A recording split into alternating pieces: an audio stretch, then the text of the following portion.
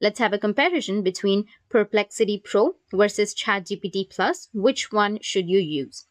So here first we have Perplexity Pro.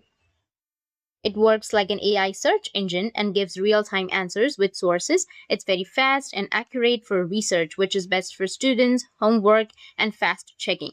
Its main strength is accuracy and citations. Whereas on the second, we have ChatGPT Plus, which works like an all-in-one AI assistant, which is great for writing, coding, creativity, and can generate images, analyze files, and many more. Its main strength is versatility plus creativity. Let's talk about the pricing. So both cost about $20 per month. So choice depends on use, not the price.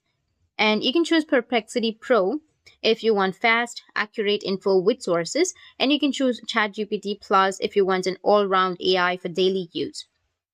So in simple words, if you want research, go with Perplexity, or if you want everything else, go with ChatGPT.